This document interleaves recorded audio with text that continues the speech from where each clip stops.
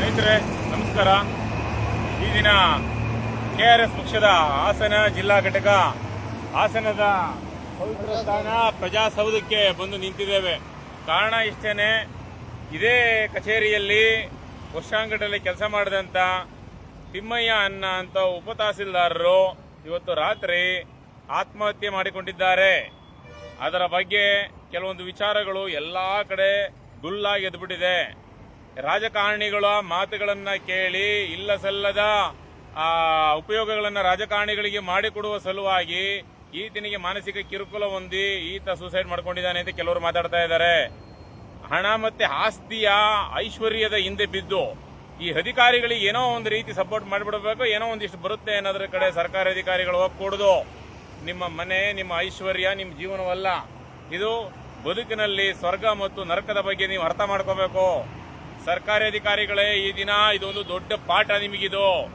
ಇಡೀ ಕರ್ನಾಟಕ, ಇಡೀ ಭಾರತ ದೇಶದಲ್ಲಿರ್ತಕ್ಕಂಥ ಸರ್ಕಾರಿ ಅಧಿಕಾರಿಗಳು, ಕಂದಾಯ ಇಲಾಖೆ ಅಧಿಕಾರಿಗಳು, ಎಲ್ಲಾ ಸರ್ಕಾರಿ ಅಧಿಕಾರಿಗಳು ತಿಳಿಯಬೇಕು. ಲಂಚದ ಹಿಂದೆ ಹೋದ್ರೆ ಏನಾಗುತ್ತೆ, ಸತ್ಯ ಮಾರ್ಗದಲ್ಲಿದ್ರೆ ಏನಾಗುತ್ತೆ ಅನ್ನೋದು ಅರಿಬೇಕು. ನಿಮ್ಮ ಬದುಕು ಬಾಳಿನ ಡಂಬ ಅಂತ ಏನಿದೆಯಲ್ಲ, ಐಶ್ವರ್ಯಗಳಿಗೆ ನೀವು ಮಾರು ಹೋಗದಂತೆ ಸತ್ಯ ಮಾರ್ಗದಲ್ಲಿ ನಡೆರಿ.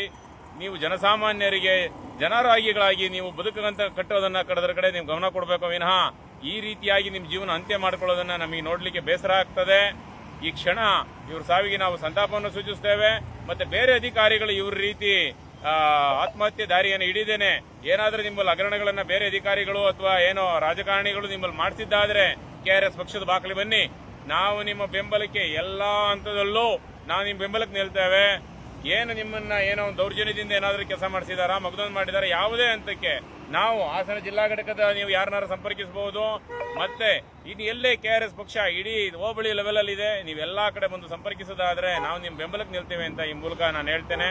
ನಾನು ವಿ ರಮೇಶ್ ಬೋನಹಳ್ಳಿ, ಹಾಸನ ವಿಧಾನಸಭಾ ಕ್ಷೇತ್ರ. ಸಿಗೋಣ ಸ್ನೇಹಿತರೆ. ನಮ್ಮ ಜಗದೀಶ್ ಅವರು ಈ ವಿಚಾರವಾಗಿ ಮಾತಾಡ್ತಾರೆ. ನಮಸ್ಕಾರ ಬಂಧುಗಳೇ.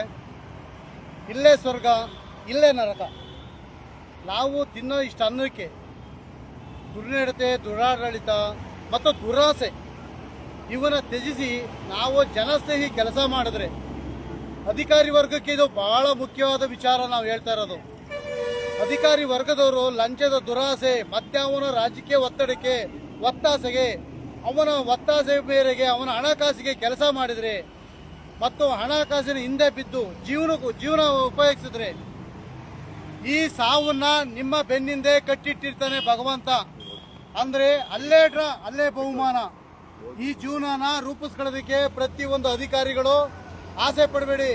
ನಿಮ್ಮ ಹೆಂಡತಿ ಮಕ್ಕಳ ಜೊತೆ ನಗುನಗ್ತಾ ಜೀವನ ಮಾಡೋ ರೀತಿ ಎಲ್ಲ ಜನರ ಸಾರ್ವಜನಿಕರ ಸಮಸ್ಯೆಗೆ ಸ್ಪಂದಿಸಿ ಜನಸ್ನೇಹಿ ಅಧಿಕಾರಿಗಳಾಗಿ ಪ್ರತಿಯೊಂದು ಇಲಾಖೆಯ ಸಾರ್ವಜನಿಕರ ಕೆಲಸಕ್ಕೆ ಪ್ರತಿಯೊಂದು ಇಲಾಖೆಯ ಅಧಿಕಾರಿಗಳು ಅಟೆಂಡ್ರಿಂದ ಹಿಡಿದು ಉನ್ನತ ಅಧಿಕಾರಿ ತನಕನೂ ಹೇಳ್ತಾ ಇದ್ದೀವಿ.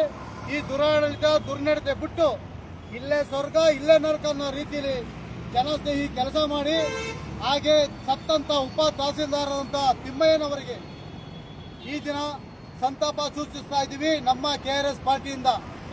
ನಮಸ್ಕಾರ. ತಾಲೂಕು ಉಪಾಧ್ಯಕ್ಷ, ಜಿಲ್ಲಾ ಉಪಾಧ್ಯಕ್ಷ ಜಗದೀಶ್ ಆರ್. ಡೆತ್ ನೋಟನ್ನು ಬಹಿರಂಗ ಮಾಡಬೇಕು.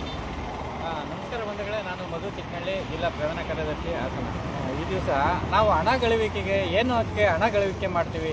ನಮ್ಮ ಜೀವನ ಕಟ್ಕೊಳ್ಳೋದಕ್ಕೋಸ್ಕರ ನಾವೊಂದು ಕಾರೋ, ಬೈಕೋ ಅಥವಾ ನಮಗೆ ವಾಸಕ್ಕೊಂದು ನಿಲೆಯಬೇಕು ಅಂತ ಅದನ್ನು ದುರಾಡಳಿತಕ್ಕೆ ಈಡು ಮಾಡಿಕೊಟ್ಟು ಇವತ್ತು ಒಬ್ಬ ಅಧಿಕಾರಿ ಶಿರಸ್ತುದಾರರಾಗಿದ್ದಂಥ ತಮ್ಮಯ್ಯನವರು ಈ ಕೋಟ್ಯಾಂತರ ರೂಪಾಯಿ ಹಣ ಗಳಿಕೆ ಮಾಡ್ಕೊಂಡಿದ್ದಾರೆ. ಯಾವುದೋ ಅನೈತಿಕ ಮಾರ್ಗಗಳನ್ನ ಇಟ್ಕೊಂಡು ಕಂದಾಯ